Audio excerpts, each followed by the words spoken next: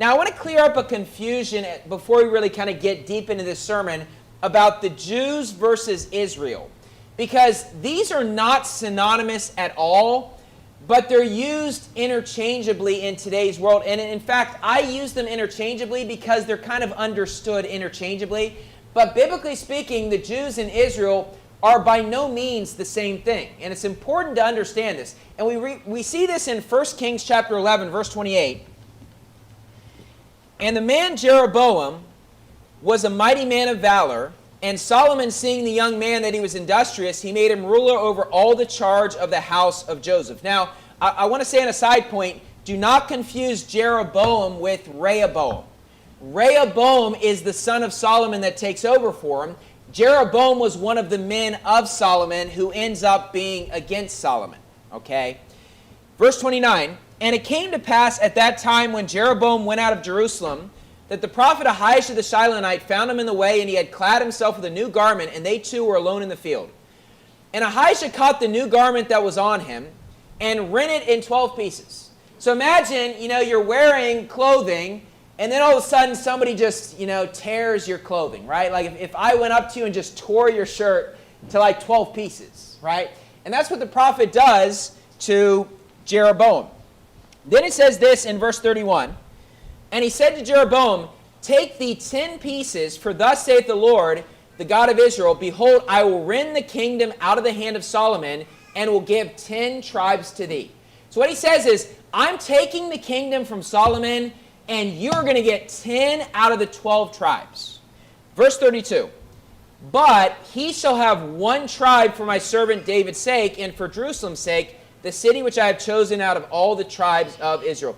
Now in verses 30 through 32, this is known as one of the great Bible contradictions.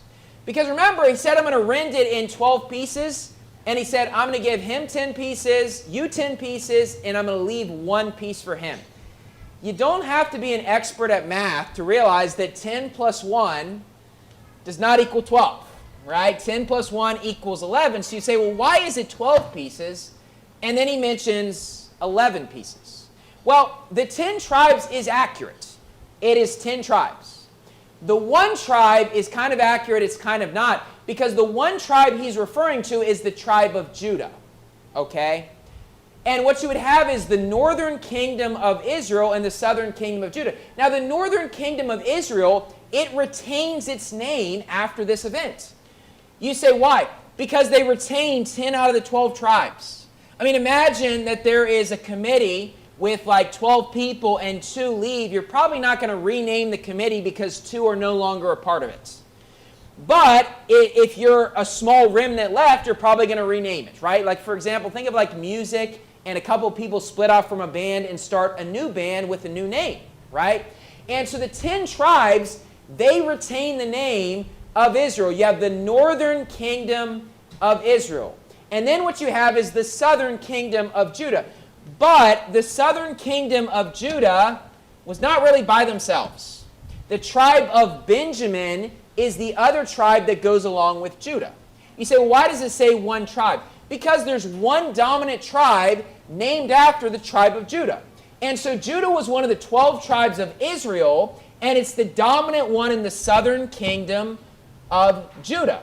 But Benjamin is also with it. So if you're to try to split the names, because maybe you'd say, well, Judah and Benjamin, let's just kind of combine them, and you got Ginjamin. It's not that great of a name. Or if you got Benjamin and Judah, you got Buddha, right? And so they didn't name the new kingdom Buddha, it's Judah, okay? And I much prefer the name Judah than Buddha, okay? Or Ginjamin, right?